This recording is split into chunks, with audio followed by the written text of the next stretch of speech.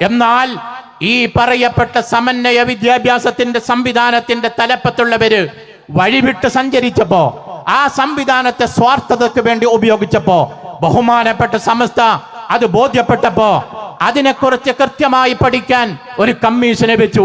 മുഷാവറയിലെ അത്യുന്നതരായ പണ്ഡിതന്മാർ, ആ പണ്ഡിതന്മാർ ആ റിപ്പോർട്ട് സമസ്തക്ക് സമർപ്പിച്ചു. സമസ്ത മുഷാവറ ചർച്ച ചെയ്തു.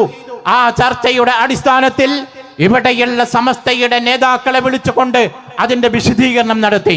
വീണ്ടും അവസരം കൊടുത്തു. തിരുത്താൻ ഒരുക്കമുണ്ടെങ്കിൽ അവസരമുണ്ടെന്ന് വീണ്ടും വീണ്ടും അതിന്റെ നേതൃത്വത്തെ അറിയിച്ചു. പക്ഷെ തിരുത്താൻ തയ്യാറായില്ല. ആ ഒരു സാഹചര്യത്തിലാണ് ബഹുമാനപ്പെട്ട സമസ്ത കൃത്യമായൊരു നിലപാട് പറയുന്നത്. CIC-യുമായി ഞങ്ങൾക്ക് ബന്ധമില്ല, നിങ്ങൾക്ക് നിങ്ങളുടെ വഴിക്ക് പോകാം, സമസ്തയുടെ ഭാഗമാണ് എന്ന് നിങ്ങൾ പറയരുത്. പ്രിയപ്പെട്ടവരെ, എവിടെയാണ് അനീതിയുള്ളത്? എവിടെയാണ് അനീതി സമസ്തയുടെ ഭാഗത്ത് നിന്ന് പ്രകടമായത്? ന്യായമല്ലേ ഇത്? നമ്മൾ വളർത്തിക്കൊണ്ടുവന്നൊരു സംവിധാനം, നമ്മൾ വലുതാക്കിയ ഒരു പ്രസ്ഥാനം, ആ പ്രസ്ഥാനത്തിന്റെ കടിഞ്ഞാൺ ചില ആളുടെ കയ്യിൽ കൊടുത്തപ്പോ അവരത് വഴിവിട്ട് സഞ്ചരിച്ചു എന്ന് ബോധ്യപ്പെട്ടപ്പോ പിരിച്ചുപെടുന്നതിന് പകരം നിങ്ങൾ നന്നാവണം, തിരുത്തണമെന്ന് ആവശ്യപ്പെട്ടു എന്നതാണോ സമസ്ത ചെയ്ത തെറ്റ്? ഒരു മകൻ അപാകതയിലൂടെ ആ വളഞ്ഞ വഴിയിലൂടെ സഞ്ചരിക്കുമ്പോ തിരുത്തണമെന്ന് പറയാനുള്ള അവകാശം പിതാവിനില്ലേ? ആ പിതൃ ദൗത്യം ഭംഗിയായി നിർവഹിച്ചു എന്നുള്ളതാണോ ബഹുമാനപ്പെട്ട സമസ്ത ചെയ്ത തെറ്റ്? ഞാൻ സൂചിപ്പിക്കുന്നു, അവിടെയും സമസ്ത നീതിയുടെ പക്ഷത്താണ് നടന്നത്. എന്നാൽ അവിടെ നമ്മൾ മറ്റൊരു അത്ഭുതം കണ്ടു. സമസ്തയുടെ പ്രിയപ്പെട്ട മക്കള്, സമസ്തയുടെ പ്രിയപ്പെട്ട അനേകം സ്ഥാപനങ്ങള് ഈ വളഞ്ഞ വഴിയിലൂടെ മറ്റ് ചില ആളുകളുടെ സ്വാർത്ഥതയ്ക്ക് വേണ്ടി ഉപയോഗിക്കുന്ന സംവിധാനത്തിൽ നിന്ന് ഇറങ്ങിപ്പോരാൻ തീരുമാനമെടുത്തു. ബഹുമാനപ്പെട്ട സമസ്ത മുട്ടുമടക്കേണ്ടി വരുമെന്ന് കരുതി പലരും. എന്താ സംഭവിച്ചത്?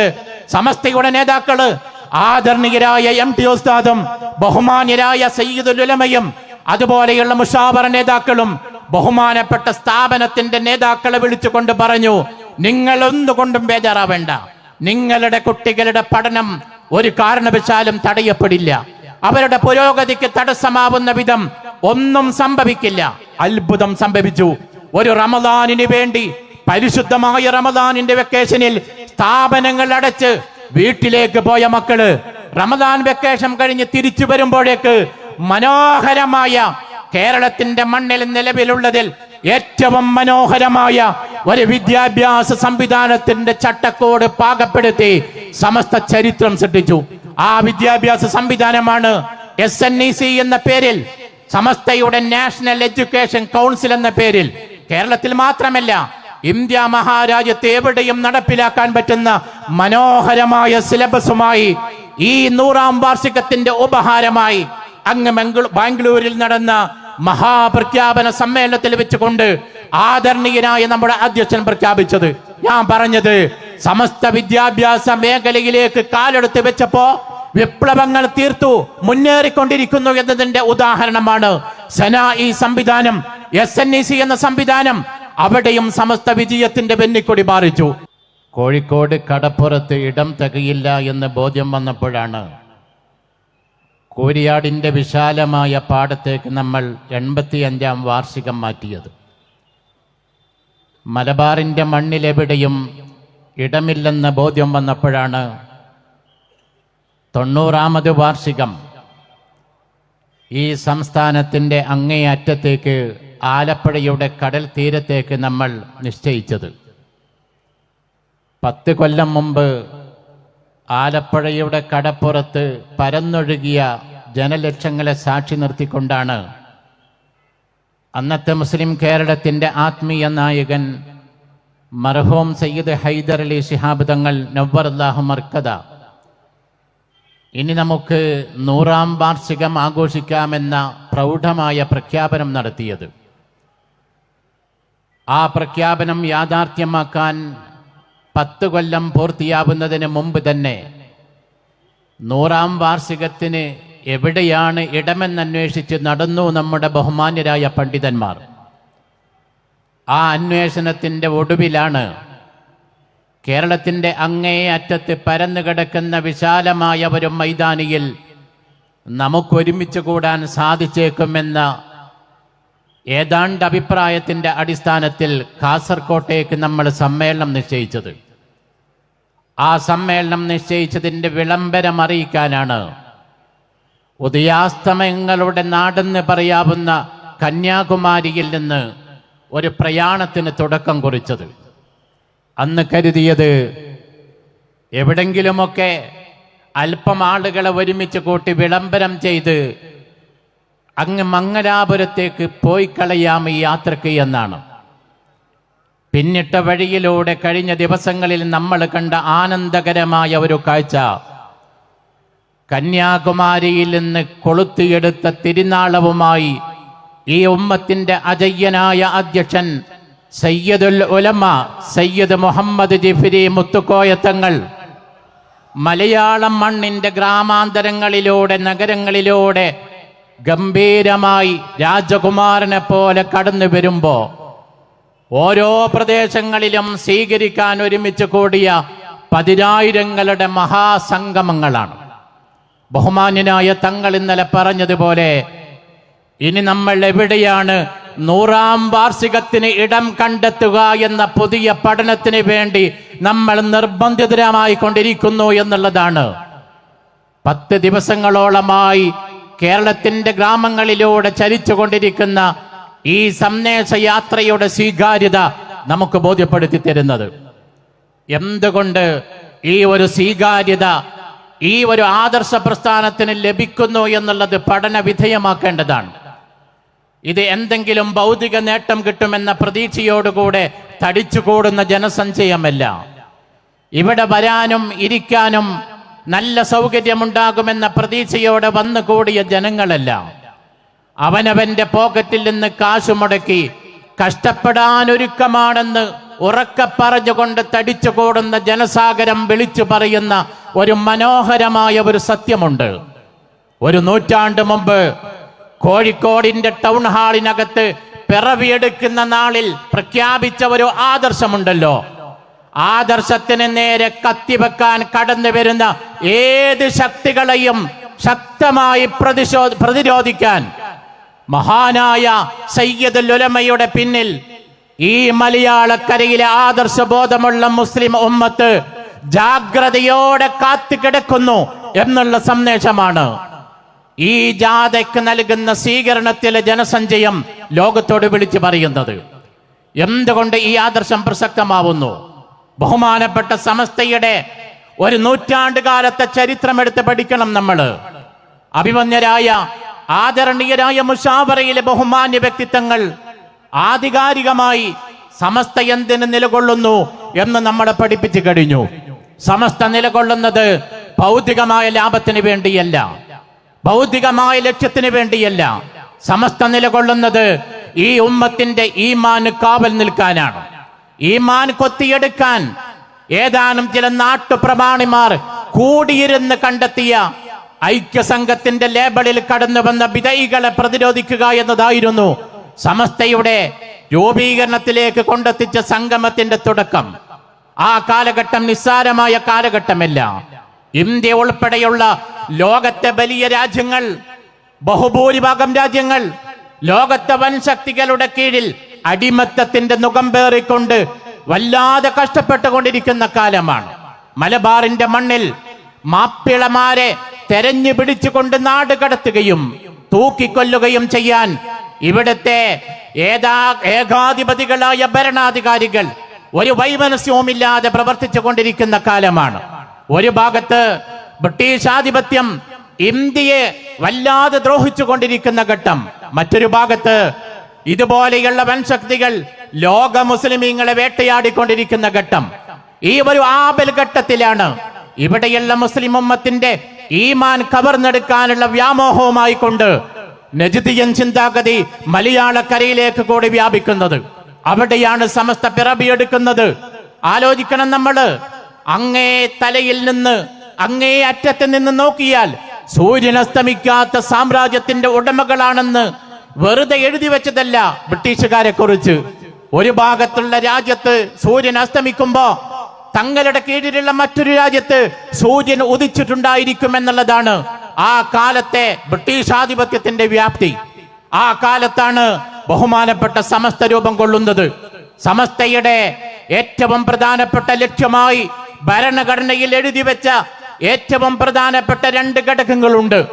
ആ 2 ഘടകങ്ങളിൽ ഒന്ന് പരിശുദ്ധമായ അഹ്ലുസുന്നത്തി വൽ ജമാഅത്തിന്റെ ആശയാദർശങ്ങൾ സംരക്ഷിക്കലാണ്. ആശയാദർശങ്ങൾ സംരക്ഷിക്കുന്നതോടൊപ്പം പരിശുദ്ധമായ അഹ്ലുസുന്നക്കെതിരെ വരുന്ന സകല ശക്തികളോടും ശക്തമായി പ്രതിരോധം തീർക്കലാണ് ഉദ്ദേശ ലക്ഷ്യങ്ങളിലെ ഏറ്റവും പ്രധാനപ്പെട്ടത്. അഭിമാനകരമായൊരു കാര്യം പറയട്ടെ, ഒരു നൂറ്റാണ്ട് പൂർത്തിയാവാൻ നാളുകൾ ബാക്കിയുള്ളപ്പോഴും നൂറ്റാണ്ട് മുമ്പ് എഴുതി വെച്ച ഭരണഘടനയിൽ ഒരു തിരുത്തലും വരുത്തേണ്ടി വന്നിട്ടില്ല സമസ്തയ്ക്ക് എന്നുള്ളതാണ്. സമസ്തയുടെ ആധികാരികത സമസ്ത ദീനാണ്, സമസ്ത പരിശുദ്ധമായ ഇസ്ലാമാണ് എന്ന് പറയാൻ കാരണം ആ ഒരു ആദർശത്തിന്റെ ഏറ്റവും വലിയ കാവലാളുകളായി കഴിഞ്ഞുകൂടി നമ്മളൊരു നൂറ്റാണ്ട് കാലം. എന്നാൽ അതിനിടയിൽ സമസ്തയെ നോവിക്കാൻ, സമസ്തയെ ഇല്ലായ്മ ചെയ്യാൻ, സമസ്തയെ നിഷ്പ്രഭമാക്കാൻ പലരും രംഗത്ത് വന്നിട്ടുണ്ട്. ഇന്നും ഇന്നലെയും തുടങ്ങിയതല്ല, നൂറ്റാണ്ട് മുമ്പ് തുടങ്ങിയിട്ടുണ്ടത്, എത്രയോ വർഷങ്ങൾക്ക് മുമ്പ് തുടങ്ങിയിട്ടുണ്ട്. ഈ രാജ്യത്തിന്റെ ഭരണാധികാരികൾ മുസ്ലിം ഉമ്മത്തിനെ നോമിക്കാൻ വന്നിട്ടുണ്ട്. ഈ രാജ്യത്തെ ഭരണാധികാരികളെ, ഈ രാജ്യത്തിലെ മുസ്ലിമീങ്ങളെ നോവിക്കാൻ വന്നപ്പോഴും സമസ്ത ശക്തമായി പ്രതിരോധം തീർത്തിട്ടുണ്ട്. പലരും ഇവിടെ പ്രചരിപ്പിക്കുന്നത് പോലെ ജിഫ്രി തങ്ങൾ നേതൃത്വത്തിൽ വന്നപ്പോൾ പുതിയ പ്രവണതകൾ ഉണ്ടായിട്ടില്ല. 1926 സമസ്ത ഉണ്ടാകുന്നു.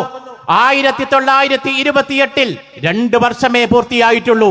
2ാമത്തെ വർഷം ബഹുമാനപ്പെട്ട സമസ്തയുടെ മുശാവറ യോഗം ചേരുന്നു. ആ യോഗത്തിനൊരു പ്രമേയം പാസാക്കുന്നു.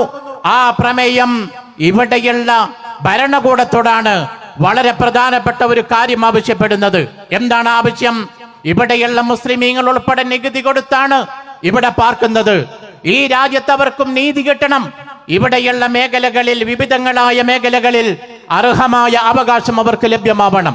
ബഹുമാനപ്പെട്ട സമസ്ത അന്നത്തെ കേന്ദ്രം ഭരിക്കുന്ന ബ്രിട്ടീഷ് ഗവൺമെന്റിനോട് ആവശ്യപ്പെട്ടത്, അന്നത്തെ ബ്രിട്ടീഷ് ഗവൺമെന്റിന്റെ അതിന്റെ പ്രതിനിധികളായിരുന്ന ഡിസ്ട്രിക്ട് ബോർഡിനോട് ആവശ്യപ്പെട്ടത്, താനൂരിൽ അന്ന് ഇസ്ലാഹുൽ ഉലൂം അറബി കോളേജ് ഉണ്ട്, കിതാബോധി പാർക്കുന്ന മുതഅല്ലിമീങ്ങളുണ്ട്. ആ മുതഅല്ലിമീങ്ങൾ മതം പഠിക്കുന്നുണ്ട്. മതം പഠിച്ചു വളരുന്ന ഇസ്ലാഹുൽ ഉലൂം അറബി കോളേജിലെ മുതഅല്ലിമീങ്ങൾക്ക് മതപഠനത്തോടൊപ്പം ഭൗതികം പഠിക്കണം. പലരും പറയുന്നുണ്ടല്ലോ, ഞങ്ങളാണ് സമന്വയ വിദ്യാഭ്യാസത്തിന്റെ കണ്ടുപിടുത്തക്കാരെന്ന്. സമന്വയ വിദ്യാഭ്യാസം ഞങ്ങളിലൂടെയാണ് ഉണ്ടായത് എന്ന് അവകാശം ഉന്നയിക്കുന്ന ആളുകളുണ്ടല്ലോ, അവർ ചരിത്രം പഠിക്കണം. 1928 എന്ന് പറയുന്നത് ഇന്ത്യ സ്വാതന്ത്ര്യമാകുന്നതിന്റെ 19 കൊല്ലം മുമ്പാണ്. ഇവിടെയുള്ള ഈ സംവിധാനങ്ങളൊന്നും നിലവിൽ വരുന്നതിന് മുമ്പാണ്. ബഹുമാനപ്പെട്ട തലയിൽ വലിയ തലപ്പാവും നീണ്ട താടിയും കൈയിൽ തസ്ബീഹ് മാലയുമായി കഴിഞ്ഞുകൂടുന്ന ബഹുമാന്യരായ പണ്ഡിതന്മാർ മുശാവറ യോഗം കൂടിയിട്ട് തീരുമാനമെടുക്കുന്നത്, ഡിസ്ട്രിക്ട് ബോർഡിനോട് ആവശ്യപ്പെടുന്നത്, ഈ താനൂരിലെ ഇസ്ലാഹുൽ ഉലൂം അറബി കോളേജിലെ മതം പഠിക്കുന്ന മുതഅല്ലിമീങ്ങൾക്ക് ഭൗതിക വിഷയങ്ങൾ പഠിപ്പിക്കാൻ സർക്കാർ ശമ്പളം കൊടുത്ത് ഉദ്യോഗസ്ഥന്മാരെ നിയമിച്ചു തരണം എന്ന അപേക്ഷയാണ്. എന്ന് പറഞ്ഞാൽ ഇന്നത്തെ കേരള ഗവൺമെന്റിനോടോ കഴിഞ്ഞ കാലത്തെ ഗവൺമെന്റുകളോടോ സർക്കാർ ആവശ്യപ്പെടുന്നത് പോലെ ഏതാണ്ട് 2 കൊല്ലം പൂർത്തിയായ സന്ദർഭത്തിൽ തന്നെ ബഹുമാനപ്പെട്ട സമസ്ത അവകാശങ്ങൾ നേടിയെടുക്കാനുള്ള പോരാട്ടങ്ങൾക്ക് തുടക്കം കുറിച്ചിരുന്നു എന്നുള്ളത് സമസ്തയുടെ ചരിത്രത്തെ നമുക്ക് വായിക്കാൻ കഴിയും. എന്നാൽ അതിന്റെ പേരിൽ ഏതെങ്കിലും ഭരണാധികാരികളുടെ അടിമത്തം ഏറ്റുവാങ്ങാൻ സമസ്ത തയ്യാറായിട്ടില്ല. 1930 ശാരദ ആക്ട് ഇന്ത്യ ഗവൺമെന്റ് പ്രഖ്യാപിക്കുന്നത്. ഇവിടെയുള്ള മുസ്ലിമീങ്ങളുടെ വിവാഹ സങ്കല്പങ്ങളിൽ പോലും പ്രയാസങ്ങൾ സൃഷ്ടിക്കുന്ന ഒരു വലിയ കൊടും ചതിയായിരുന്നു ആ ആക്ടിലൂടെ ഇന്ത്യ ഗവൺമെന്റ് ഇവിടെ നടപ്പിലാക്കാൻ തീരുമാനിച്ചത്. 1930 ബഹുമാനപ്പെട്ട സമസ്ത രൂപീകരിച്ചിട്ട് 4 കൊല്ലമേ ആയിട്ടുള്ളൂ. മദ്രസകൾ ഉണ്ടായിട്ടില്ല, മഹല്ലുകൾ ഉണ്ടായിട്ടില്ല, മതകലാലയങ്ങൾ വ്യാപകമായിട്ടില്ല, പോഷക ഘടകങ്ങൾക്ക് രൂപം കൊടുത്തിട്ടില്ല. ഇങ്ങനെയുള്ള ജനകീയമായ പിന്തുണ അന്ന് ലഭ്യമായിട്ടില്ല. ബഹുമാനപ്പെട്ട പണ്ഡിതന്മാർ കൂടിയിരുന്ന് അന്നൊരു പ്രമേയം പാസാക്കുന്നു. അന്നത്തെ ഏറ്റവും വലിയ പ്രതിരോധ രീതി പ്രമേയം പാസാക്കലാണ്. അത് ആളുകൾക്ക് പഠിപ്പിച്ചു കൊടുക്കലാണ്, അത് വിശദീകരിച്ചു കൊടുക്കലാണ് അന്നത്തെ ഏറ്റവും വലിയ പ്രതിരോധ രീതി. ബഹുമാനപ്പെട്ട പണ്ഡിതന്മാർ മുശാവറ യോഗം ചേർന്നുകൊണ്ട് അന്നെടുത്ത തീരുമാനം ഈ ആക്ട് ഞങ്ങൾ ശക്തമായി എതിർക്കുന്നു എന്നാണ്. കേന്ദ്ര ഗവൺമെന്റിനോട്, മതേതര ഗവൺമെന്റ് അല്ല, ജനാധിപത്യ സംവിധാനമില്ല, മതേതര പാർട്ടികളില്ല, ആ കാലത്താണ് ബഹുമാനപ്പെട്ട സമസ്ത പ്രമേയം പാസാക്കിക്കൊണ്ട് കേന്ദ്ര ഗവൺമെന്റിനോട് പറയുന്നത് ഈ നിലപാടിനോട് യോജിക്കാൻ ഞങ്ങൾ തയ്യാറില്ല. 2 കൊല്ലം മുമ്പ് അവകാശം ചോദിച്ച അതേ ഗവൺമെന്റിനോട് പിന്നീട് 2 കൊല്ലം കഴിഞ്ഞപ്പോ നിങ്ങളുടെ നിലപാടിനെ ഞങ്ങൾ പ്രതിഷേധിക്കുന്നു എന്ന് പറഞ്ഞ ഭരണകൂടത്തിൽ നിന്ന് നല്ലത് ചോദിച്ചു വാങ്ങാനും എതിർക്കേണ്ടത് എതിർക്കാനും അന്നു മുതൽ തുടക്കം കുറിച്ച പാരമ്പര്യമാണ് ബഹുമാനപ്പെട്ട സമസ്തയുടെ പാരമ്പര്യം. സമസ്തയുടെ ചരിത്രത്തിലേക്ക് നമ്മൾ കടന്നു വന്നാൽ വിപ്ലവങ്ങളെ സൃഷ്ടിച്ച ചരിത്ര വിജയമാണ് നമുക്ക് സമസ്തയിൽ കാണാൻ കഴിയുന്നത്. സമസ്തയുടെ ലക്ഷ്യം സ്ഥാപനങ്ങൾ ഉണ്ടാക്കലല്ല, മഹല്ലുകൾ ഉണ്ടാക്കലല്ല. ഞാൻ ആദ്യമായി സൂചിപ്പിച്ചു, അതൊക്കെയും അനുബന്ധമായ ലക്ഷ്യങ്ങളാണ്. പ്രധാനപ്പെട്ട ലക്ഷ്യം ആദർശത്തിന്റെ സംരക്ഷണമാണ്. 21 കൊല്ലം ബഹുമാനപ്പെട്ട സമസ്ത ആ ദൗത്യം നിർവഹിച്ചു. 1926 രൂപീകരിച്ച് 1947 ഇന്ത്യ രാജ്യം സ്വാതന്ത്ര്യമായി. ആ ദൗത്യവുമായി സമസ്ത മുന്നോട്ട് പോയി. ഇന്ത്യ സ്വാതന്ത്ര്യമായപ്പോ ഇന്ത്യയിലെ മുസ്ലിമീങ്ങള്, മലയാളക്കരയിലെ മുസ്ലിമീങ്ങള് ഏറ്റവും വലിയ ഒരു വെല്ലുവിളി നേരിട്ടു. ആ വെല്ലുവിളി പ്രാഥമിക മതപഠനത്തിനുള്ള സർക്കാർ കലാലയങ്ങളിലെ പരിമിതമായ സൗകര്യം എടുക്കപ്പെട്ടു പോയി എന്നുള്ളതാണ്. ആ ഒരു പ്രതിസന്ധിയെ ബഹുമാന്യരായ പണ്ഡിതന്മാർ ദീർഘവേശനത്തോടെ നോക്കിക്കണ്ടു. 1951 അങ്ങ് വടകരയിൽ നടന്ന സമസ്തയുടെ മഹാസമ്മേളനത്തിൽ വെച്ചുകൊണ്ട് ഏറ്റവും പ്രധാനപ്പെട്ട ഒരു തീരുമാനത്തിലേക്ക് സമസ്തയെത്തി. ആ തീരുമാനമാണ് മദ്രസ വിദ്യാഭ്യാസത്തിലേക്ക് സമസ്ത തുടക്കം കുറിച്ചത്. 1951 വിദ്യാഭ്യാസ ബോർഡിന് രൂപം കൊടുത്തു. നമ്മൾ ആലോചിക്കണം, കോടികൾ പരന്നൊഴുകിയ തഹിയ്യ ഫണ്ട് പോലെയുള്ള സംവിധാനം വന്നില്ല. പോക്കറ്റിൽ കാശില്ലാത്ത പാവങ്ങളായ പണ്ഡിതന്മാർ അവരവരുടെ കാശ് മുടക്കി വന്ന് യോഗം നടത്തി തീരുമാനമെടുത്ത് നടപ്പിലാക്കാൻ പിരിഞ്ഞു പോകുന്ന കാലമാണ് ആ കാലം. 1951 വിദ്യാഭ്യാസ ബോർഡ് രൂപീകരിക്കുമ്പോ ആ വിദ്യാഭ്യാസ ബോർഡിനും ആസ്തിയില്ല. അന്നത്തെ വലിയ സമ്പന്നനായ മഹാനായ വാളക്കുളം അബ്ദുൽ ബാരി മുസ്ലിയാർ, അദ്ദേഹമാണ് സമ്പന്നൻ. അദ്ദേഹം മുശാവറയിലെ പ്രധാനപ്പെട്ട ഒരു ഭാരവാഹിയാണ്. അദ്ദേഹം 25 രൂപ കൊടുത്തുവത്രേ വിദ്യാഭ്യാസ ബോർഡിന്റെ പ്രവർത്തനത്തിലുള്ള മൂലധനത്തിന്റെ തുടക്കം കുറിച്ചുകൊണ്ട്. തന്റെ സഹോദരൻ 5 രൂപ കൊടുത്തു. അത് വലിയ സംഖ്യയാണ്. യോഗത്തിൽ പങ്കെടുത്ത 17 ആളുകൾ ഓരോ രൂപ കൊടുത്തു. 47 രൂപയുമായി തുടക്കം കുറിച്ച പ്രസ്ഥാനമാണ് സമസ്ത കേരള ഇസ്ലാം മത വിദ്യാഭ്യാസ ബോർഡ്. ആ ഒരു ആശയം അവിടെ പ്രഖ്യാപിക്കപ്പെടുകയും അതിനുവേണ്ടിയുള്ള സംവിധാനങ്ങൾക്ക് തുടക്കം കുറിക്കുകയും ചെയ്തപ്പോ അന്ന് കേരളീയ മുസ്ലിം ഉമ്മത്തിന്റെ ആത്മീയ നായകൻ മഹാനായ മർഹൂം ഖായിദുൽ ഖൗം സയ്യിദ് അബ്ദുറഹ്മാൻ ബാഫഖി തങ്ങൾ കൊയിലാണ്ടിയിൽ വെച്ചുകൊണ്ട് ഒരു വലിയ വയല് പരമ്പര നടത്തി, മതപ്രഭാഷണ പരമ്പര. ആ പരമ്പരയിലൂടെ അവസാനം 300 രൂപ പിരിഞ്ഞു കിട്ടി. 300 രൂപ സമസ്ത വിദ്യാഭ്യാസ ബോർഡിന്റെ പ്രവർത്തനത്തിന് വേണ്ടി കൊടുത്ത് പണ്ഡിതന്മാരുടെ കൂടെ നിന്നു അന്നത്തെ മുസ്ലിം ഉമ്മത്തിന്റെ നായകൻ. പിന്നീട് അതിശീഘ്രമാണ് മദ്രസ പ്രസ്ഥാനം വളർന്നത്. നമുക്കറിയാലോ, 11,080 മദ്രസകളുമായി ഇന്ന് ലോകത്തിന്റെ മുമ്പിൽ അത്ഭുതകരമായ വിദ്യാഭ്യാസ പ്രവർത്തനങ്ങൾക്ക് സമസ്തയുടെ മദ്രസ സംവിധാനം ഇന്ന് ലോകത്തിന്റെ മുമ്പിൽ അഭിമാനകരമായി നമ്മൾ മുന്നോട്ട് കൊണ്ടുപോയിക്കൊണ്ടിരിക്കുന്നു. കോടികളുടെ ആസ്തികളുടെ ബിൽഡിങ്ങുകൾ, വ്യത്യസ്തമായ നിലവാരത്തിലുള്ള മദ്രസകൾ, ലക്ഷക്കണക്കായ പൊതുപരീക്ഷ പാസ്സായ സർട്ടിഫിക്കറ്റ് കൈപ്പറ്റിയ അനേക ലക്ഷം മനുഷ്യര് ഇവരെ ഉണ്ടാക്കിയെടുക്കുന്ന മഹാസംഭവമായി, മഹാസംരംഭമായി സമസ്തയുടെ വിദ്യാഭ്യാസ സംവിധാനം മാറി. കാലം പിന്നെയും മാറി, ഒരുപാട് മാറ്റങ്ങൾ വന്നു. വിദ്യാഭ്യാസ രംഗത്ത് കൂടുതൽ ശ്രദ്ധ വെച്ചുകൊണ്ട് സമസ്ത മുന്നോട്ട് പോയി.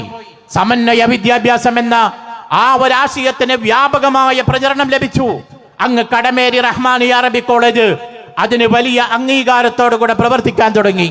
വീണ്ടും കാലങ്ങൾ പോയപ്പോ ദാറുൽ ഹുദ എന്ന മനോഹരമായ സംവിധാനത്തിന് തുടക്കം കുറിച്ചു. ഒരു സുപ്രഭാതത്തിൽ ആ മനോഹരമായ സംരംഭത്തിന് തുടക്കം കുറിക്കുമ്പോ സമസ്തയുടെ അന്നത്തെ ദീർഘവീക്ഷണമുള്ള പണ്ഡിതന്മാർ പോലും ചിന്തിക്കുന്നതിനപ്പുറം അതിന്റെ അനിവാര്യത പിന്നീട് നമുക്ക് ബോധ്യപ്പെടുത്തു. എന്തുകൊണ്ട്? സമസ്തയുടെ വിദ്യാഭ്യാസ ബോർഡിന്റെ സൗജന്യമായ സഹായത്തോടുകൂടെ ഉത്തരേന്ത്യയിലെ വിവിധ ഇടങ്ങളിൽ മദ്രസകൾ നടക്കുന്നു. ആ മദ്രസകളിലേക്ക് പാഠപുസ്തകങ്ങൾ സൗജന്യമായി ഉറുദു മീഡിയത്തിൽ പ്രിന്റ് ചെയ്ത് നമ്മുടെ വിദ്യാഭ്യാസ ബോർഡ് കൊടുത്തയക്കുന്നു. അവിടെയുള്ള ചെറിയ മക്കള് മതം പഠിക്കാൻ നമ്മുടെ മക്കളെ പോലെ ആ മദ്രസകളിലേക്ക് പാഞ്ഞു വരുന്നു. പക്ഷേ ആ മക്കൾക്ക് മതം പഠിപ്പിക്കണമെങ്കിൽ ഉറുദു ഭാഷയിൽ പ്രാവീണ്യം ഉണ്ടാവണം. ആലോചിക്കണം, നമ്മള് സമസ്തയുടെ തീരുമാനം എത്രത്തോളം പ്രായോഗികമായ ഭാവി കണ്ടുകൊണ്ടുള്ളതായിരുന്നു എന്ന് കാണാൻ അവിടെ നമുക്ക് കഴിയും. വിദ്യാഭ്യാസ ബോർഡിന്റെ കീഴിൽ ഉത്തരേന്ത്യയിലെ വിവിധ ഇടങ്ങളിൽ മദ്രസകൾക്ക് അംഗീകാരം കൊടുത്തപ്പോ ഉറുദു മീഡിയത്തിലുള്ള പാഠപുസ്തകങ്ങൾ പ്രിന്റ് ചെയ്തപ്പോ ഇതാര് പഠിപ്പിക്കുമെന്ന് ചോദിച്ച് മൂക്കത്തി വിരൽ വെച്ച് ആശ്ചര്യത്തോടുകൂടെ നിൽക്കേണ്ട അവസ്ഥ സമസ്തക്കുണ്ടായില്ല. എന്തുകൊണ്ട്? ഉറുദു പ്രാവീണ്യമുള്ള പണ്ഡിതന്മാരെ അപ്പോഴേക്കും സമസ്ത ഈ രംഗത്തേക്ക് പ്രാപ്തമാക്കി പുറത്തിറക്കി കഴിഞ്ഞിരുന്നു. അതിന് നേതൃത്വം കൊടുത്തത് ദാറുൽ ഹുദയാണ്. ആ ദാറുൽ ഹുദയിലൂടെ അനേക വിദ്യാർത്ഥികളെ സ്വന്തം ചെലവിൽ അവരുടെ യാതൊരു ബാധ്യതയും വഹിക്കാതെ അവരെ വളർത്തിക്കൊണ്ടുവന്നു സമസ്ത. വീണ്ടും കാലം മുന്നോട്ട് പോയി. ആ സന്ദർഭത്തിലാണ് ഇന്ത്യയിലെ കേരളത്തിലെ ഇന്ന് നിലവിലുള്ള ഈ സ്കൂൾ സിലബസിൽ തന്നെ ഇന്ന് നിലവിലുള്ള മതേതര വിദ്യാഭ്യാസം അത് കൂടുതൽ പ്രാവീണ്യത്തോടുകൂടെ പഠിക്കാൻ മതവിദ്യാർത്ഥികൾക്ക് അവസരമൊരുക്കണമെന്ന രീതിയിൽ മറ്റൊരു വ്യത്യസ്തമായ വിദ്യാഭ്യാസ മേഖലയിലേക്ക്, സമന്വയ വിദ്യാഭ്യാസത്തിലേക്ക് ബഹുമാനപ്പെട്ട സമസ്ത കാലെടുത്ത് വെക്കുന്നത് ഓർക്കുന്നുണ്ടാവും നിങ്ങള്. മഹാനായ ഒരു സൂഫി വര്യൻ KK അബൂബക്കർ ഹസ്രത്ത് പ്രായാധിക്യത്തിലും രോഗാവസ്ഥയിലും യാത്ര ചെയ്യാൻ പറ്റാത്ത വേളയിലും കടല് കടന്ന് അറബി നാട്ടിൽ പോയി പണപ്പിരിവ് നടത്തി പിരിച്ചു കൊണ്ടുവന്ന കാശ് കൊണ്ട് ബഹുമാനപ്പെട്ട സമസ്തയുടെ നേതൃത്വത്തിൽ ഒരു കലാലയമുണ്ടാക്കി മലപ്പുറം ജില്ലയിലെ വളാഞ്ചേരിയിൽ. ആ വളാഞ്ചേരി ആസ്ഥാനമായുള്ള കലാലയത്തിലൂടെ പുതിയ വിദ്യാഭ്യാസ സംവിധാനം നടപ്പിൽ വരുത്താനുള്ള തുടക്കം കുറിച്ചു. സമന്വയ വിദ്യാഭ്യാസ രംഗത്ത് പുത്തൻ കാൽവെപ്പ് വെച്ചുകൊണ്ട് ആ മഹത്തായ സ്ഥാപനത്തിന്റെ ഏറ്റവും വലിയ സംഭാവനയായി പുതിയ ഒരു സിലബസ് നടപ്പിൽ വന്നു. സമസ്ത കൂടെ നിന്ന് അതിനുവേണ്ടി പണപ്പിരിവ് നടത്തി. സമസ്തയുടെ പണ്ഡിതന്മാർ അവരുടെ നിയന്ത്രണത്തിലുള്ള സ്ഥാപനങ്ങൾ അതിനുവേണ്ടി ഒഴിഞ്ഞുകൊടുത്തു. സമസ്തയുടെ ഉമറാക്കൾ അവരവരുടെ നാടുകളിൽ സ്വന്തം ചെലവിൽ കെട്ടിടങ്ങൾ ഉണ്ടാക്കിയിട്ട് ആ സിലബസിലുള്ള സ്ഥാപനങ്ങൾ തുടങ്ങാൻ സന്തോഷത്തോടുകൂടെ സമസ്തയോട് ആവശ്യപ്പെട്ടു. നാട് നീടെ വളർന്ന് പന്തലിച്ചു.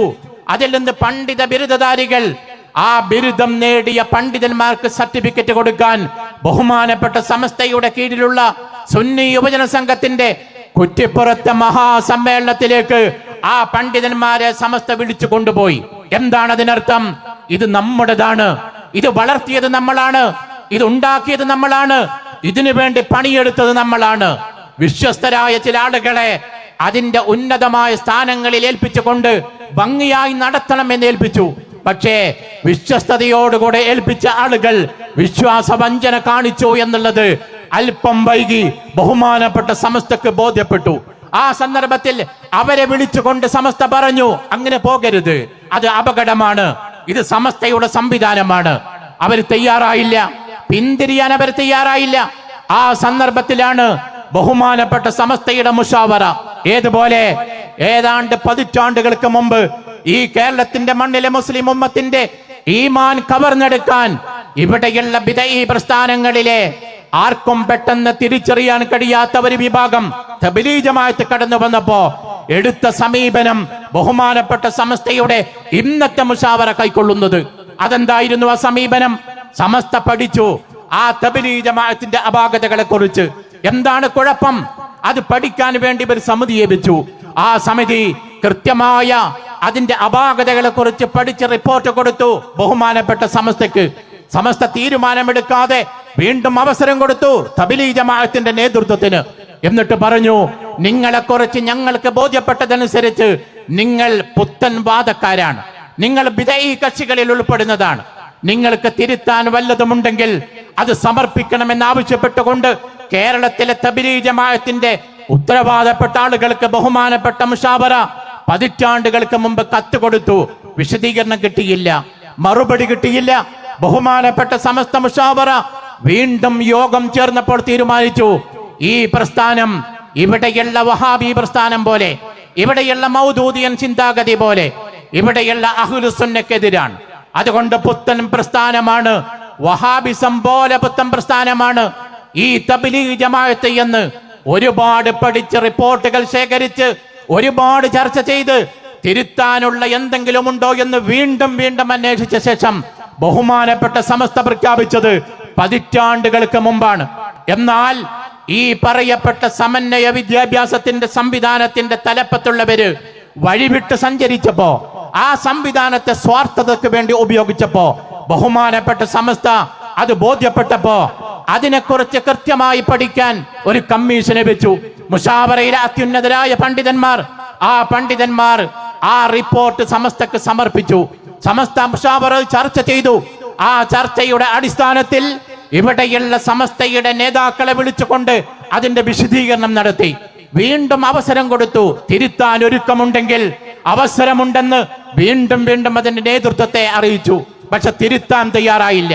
ആ ഒരു സാഹചര്യത്തിലാണ് ബഹുമാനപ്പെട്ട സമസ്ത കൃത്യമായൊരു നിലപാട് പറയുന്നത്. CIC-യുമായി ഞങ്ങൾക്ക് ബന്ധമില്ല, നിങ്ങൾക്ക് നിങ്ങളുടെ വഴിക്ക് പോകാം, സമസ്തയുടെ ഭാഗമാണ് എന്ന് നിങ്ങൾ പറയരുത്. പ്രിയപ്പെട്ടവരെ, എവിടെയാണ് അനീതിയുള്ളത്? എവിടെയാണ് അനീതി സമസ്തയുടെ ഭാഗത്ത് നിന്ന് പ്രകടമായത്? ന്യായമല്ലേ ഇത്? നമ്മൾ വളർത്തിക്കൊണ്ടുവന്നൊരു സംവിധാനം, നമ്മൾ വലുതാക്കിയ ഒരു പ്രസ്ഥാനം, ആ പ്രസ്ഥാനത്തിന്റെ കടിഞ്ഞാൺ ചില ആളുടെ കയ്യിൽ കൊടുത്തപ്പോ അവരത് വഴിവിട്ട് സഞ്ചരിച്ചു എന്ന് ബോധ്യപ്പെട്ടപ്പോ പിരിച്ചുവിടുന്നതിന് പകരം നിങ്ങൾ നന്നാവണം, തിരുത്തണമെന്ന് ആവശ്യപ്പെട്ടു എന്നതാണോ സമസ്ത ചെയ്ത തെറ്റ്? ഒരു മകൻ അപാകതയിലൂടെ ആ വളഞ്ഞ വഴിയിലൂടെ സഞ്ചരിക്കുമ്പോ തിരുത്തണമെന്ന് പറയാനുള്ള അവകാശം പിതാവിനില്ലേ? ആ പിതൃ ദൗത്യം ഭംഗിയായി നിർവഹിച്ചു എന്നുള്ളതാണോ ബഹുമാനപ്പെട്ട സമസ്ത ചെയ്ത തെറ്റ്? ഞാൻ സൂചിപ്പിക്കുന്നു, അവിടെയും സമസ്ത നീതിയുടെ പക്ഷത്താണ് നടന്നത്. എന്നാൽ അവിടെ നമ്മൾ മറ്റൊരു അത്ഭുതം കണ്ടു. സമസ്തയുടെ പ്രിയപ്പെട്ട മക്കള്, സമസ്തയുടെ പ്രിയപ്പെട്ട അനേകം സ്ഥാപനങ്ങള് ഈ വളഞ്ഞ വഴിയിലൂടെ മറ്റ് ചില ആളുകളുടെ സ്വാർത്ഥതയ്ക്ക് വേണ്ടി ഉപയോഗിക്കുന്ന സംവിധാനത്തിൽ നിന്ന് ഇറങ്ങിപ്പോരാൻ തീരുമാനമെടുത്തു. ബഹുമാനപ്പെട്ട സമസ്ത മുട്ടുമടക്കേണ്ടി വരുമെന്ന് കരുതി പലരും. എന്താ സംഭവിച്ചത്? സമസ്തയുടെ നേതാക്കള്, ആദരണീയരായ MT ഉസ്താദും ബഹുമാന്യരായ സയ്യിദുൽ ഉലമയും അതുപോലെയുള്ള മുശാവറ നേതാക്കളും ബഹുമാനപ്പെട്ട സ്ഥാപനത്തിന്റെ നേതാക്കളെ വിളിച്ചുകൊണ്ട് പറഞ്ഞു, നിങ്ങൾ ഒന്നുകൊണ്ടും ബേജാറാവേണ്ട, നിങ്ങളുടെ കുട്ടികളുടെ പഠനം ഒരു കാരണവശാലും തടയപ്പെടില്ല, അവരുടെ പുരോഗതിക്ക് തടസ്സമാവുന്ന വിധം ഒന്നും സംഭവിക്കില്ല. അത്ഭുതം സംഭവിച്ചു. ഒരു റമദാനിന് വേണ്ടി, പരിശുദ്ധമായ റമദാനിന്റെ വെക്കേഷനിൽ സ്ഥാപനങ്ങൾ അടച്ച് വീട്ടിലേക്ക് പോയ മക്കള് റമദാൻ വെക്കേഷൻ കഴിഞ്ഞ് തിരിച്ചു വരുമ്പോഴേക്ക് മനോഹരമായ, കേരളത്തിന്റെ മണ്ണിൽ നിലവിലുള്ളതിൽ ഏറ്റവും മനോഹരമായ ഒരു വിദ്യാഭ്യാസ സംവിധാനത്തിന്റെ ചട്ടക്കൂട് പാകപ്പെടുത്തി സമസ്ത ചരിത്രം സൃഷ്ടിച്ചു. ആ വിദ്യാഭ്യാസ സംവിധാനമാണ് SNEC എന്ന പേരിൽ, സമസ്തയുടെ നാഷണൽ എഡ്യൂക്കേഷൻ കൗൺസിൽ എന്ന പേരിൽ കേരളത്തിൽ മാത്രമല്ല ഇന്ത്യ മഹാരാജ്യത്ത് എവിടെയും നടപ്പിലാക്കാൻ പറ്റുന്ന മനോഹരമായ സിലബസുമായി ഈ 100ാം വാർഷികത്തിന്റെ ഉപഹാരമായി അങ്ങ് ബാംഗ്ലൂരിൽ നടന്ന മഹാപ്രഖ്യാപന സമ്മേളനത്തിൽ വെച്ചുകൊണ്ട് ആദരണീയനായ നമ്മുടെ അധ്യക്ഷൻ പ്രഖ്യാപിച്ചത്. ഞാൻ പറഞ്ഞത്, സമസ്ത വിദ്യാഭ്യാസ മേഖലയിലേക്ക് കാലെടുത്ത് വെച്ചപ്പോ വിപ്ലവങ്ങൾ തീർത്തു മുന്നേറിക്കൊണ്ടിരിക്കുന്നു എന്നതിന്റെ ഉദാഹരണമാണ് സനാഇ സംവിധാനം, SNEC എന്ന സംവിധാനം. അവിടെയും സമസ്ത വിജയത്തിന്റെ വെന്നിക്കൊടി പാറിച്ചു. സമസ്തയുടെ വർത്തമാനകാലത്തെ ഈ ജനാംഗീകാരത്തിന്റെ, പൊതു അംഗീകാരത്തിന്റെ ഏറ്റവും പ്രധാനപ്പെട്ട സ്രോതസ് എന്ന് ചോദിച്ചാൽ ഇവിടെയുള്ള നിഷ്പക്ഷ മതികൾക്ക് പറയേണ്ടി വരും. അതിന്റെ പ്രധാനപ്പെട്ട ഒരു സ്രോതസ് നമ്മുടെ പ്രിയപ്പെട്ട അഭിമാനമായ മുഖപത്രമായ സുപ്രഭാതമാണ്. ആലോചിക്കണം, നമ്മള് ഏത് കാലത്താണ് സുപ്രഭാതം തുടങ്ങുന്നത്? 11 കൊല്ലം മുമ്പ് സുപ്രഭാതം ആരംഭിക്കുന്ന കാലം എന്ന് പറയുന്നത് അച്ചടി മാധ്യമങ്ങൾ അടച്ചു പൂട്ടേണ്ടി വരും എന്ന് ചർച്ച നടക്കുന്ന കാലമാണ്. കേരളത്തിന്റെ മണ്ണിൽ പല പത്രങ്ങളും അടച്ചു പൂട്ടിയ കാലമാണ്. ആ കാലത്താണ് ഇവിടെയുള്ള താടി വെച്ച, തലപ്പാവ് വെച്ച പണ്ഡിതന്മാർ പത്രം തുടങ്ങാൻ തീരുമാനിക്കുന്നത്. ഒരുപാട് കാലമായി നടന്ന ചർച്ച, ആ ചർച്ചയുടെ അന്ത്യം അത് തുടങ്ങാനുള്ള തീരുമാനമെടുക്കുമ്പോ പരിഹസിച്ചു പലരും. ഈ മൊയ്ലിയാമാർക്ക് പത്രം നടത്താൻ കഴിയുമോ? നമുക്കൊന്ന് നോക്കിയിരുന്ന് കാണാം എന്ന് പലരും വരമ്പത്തിൽ കയറിയിരുന്നു കൊണ്ട് പരിഹസിക്കാൻ വേണ്ടി ദിവസങ്ങൾ എണ്ണിക്കാത്തിരുന്നു. എന്താ സംഭവിച്ചത്? ഇന്ത്യയുടെ ചരിത്രത്തിൽ, കേരളത്തിന്റെ ചരിത്രത്തിലല്ല, ഇന്ത്യ മഹാരാജ്യത്തിന്റെ ചരിത്രത്തിൽ അനേകം പത്രങ്ങൾ പ്രസിദ്ധീകരിക്കപ്പെടുന്നുണ്ട്. കോടാനുകോടി ആളുകൾ പത്രം വായിക്കുന്നുണ്ട്. ലക്ഷക്കണക്കിന് കോപ്പികൾ പ്രസിദ്ധീകരിക്കുന്ന പത്രങ്ങളുണ്ട്, നമ്മുടെ നാട്ടിലുണ്ട്. പക്ഷെ കേരളത്തിന്റെ മണ്ണിൽ നൂറ്റാണ്ടിന്റെ പഴക്കം പറയുന്ന പത്രങ്ങളുടെ ചരിത്രം പഠിച്ചിട്ടുണ്ടോ നിങ്ങൾ? ആ പത്രങ്ങളുടെ തുടക്കം ഒരു എഡിഷനാണ്. കുറച്ചു കാലം കഴിഞ്ഞപ്പോ രണ്ടാമത് എഡിഷൻ തുടങ്ങി. വർഷങ്ങൾ കഴിയുമ്പോൾ മൂന്നാമത്, 4ഉം 5ഉം 6ഉം 10ഉം 15ഉം എഡിഷനുകളുള്ള പത്രങ്ങൾ ഇന്നുണ്ടാവാം. ഒരു സുപ്രഭാതത്തിൽ തുടങ്ങിയതല്ല. പക്ഷെ അത്ഭുതം സംഭവിച്ചു ഇന്ത്യയില്.